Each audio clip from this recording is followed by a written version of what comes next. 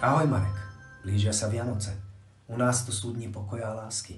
A medzi nepriateľmi je zvykom, že počas týchto božích dní dajú aj pokoj zbraniam. Len neviem, či aj ty slavíš tento kresťanský sviatok. A preto som tento diel Pravdy o tebe nazval Vianočný špeciál. A nebude ani tak o tebe, ale viac o úspechu mestského zastupiteľstva v boji proti tebe. Marek, mestské zastupiteľstvo, ktorému ty ako primátor predsedáš, ktorého rokovania vedieš a hlavne, ktorému sa ako primátor zodpovedáš, je ti v prípade potreby protiváhou. Neviem, či si to uvedomuješ, ale to je demokratická deľba moci a systém brzd a protiváh. Ale asi veľmi nie, nakoľko sa dlhodobo správaš ako neobmedzený panovník mesta Nitra. Lenže v skutočnosti si veľmi obmedzený. Samozrejme myslím tým v rámci primátorských kompetencií, takže sa neplaš. Predsa som ti slúbil pokoj zbraniam. Marek, ako sa ukázalo, tak moja záchranná akcia FC Nitra a jej detí, ktorú si vyprovokoval tým svojim diabolským plánom, nezostala nepovšimnutá ani mestským zastupiteľstvom. Tvoje arogantné panovanie, respektíve svojvola bez opory v demokratických princípoch, v ústave, v zákonoch a ani vo všeobecne záväzných nariadeniach mesta začalo dvíhať zo stoličky aj samotných poslancov mesta Nitra. Až sa mi napokon podarilo získať väčšinu v zastupiteľstve, a to ani nie som primátor ako ty, ale som iba občan mesta Nitra.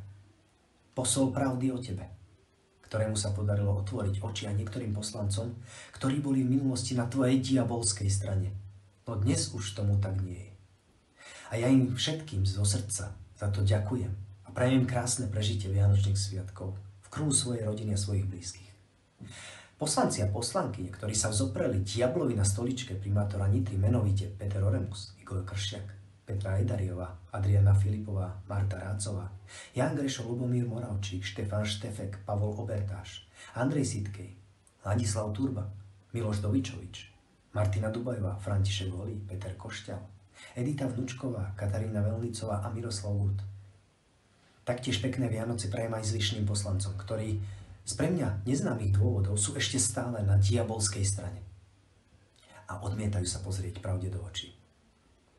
A v neposlednom rade prajem šťastné a veselé Vianoce všetkým deťom, rodičom, hráčom, personálu a fanúšikom FC Nitra. A rovnako aj občanom mesta Nitra, občanom Slovenska a celému slovenskému národu. Priatelia, mám pre vás vianočný darček v podobe radostnej správy. Súd rozhodol o zrušení konkurzu FC Nitra úplne. Vyhrali sme. Víťazstvo je naše. Víťazstvo je naše. Marek, pre teba mám už len jeden krátky odkaz, ktorým zároveň končím tento vianočný špeciál. Apage Satanas.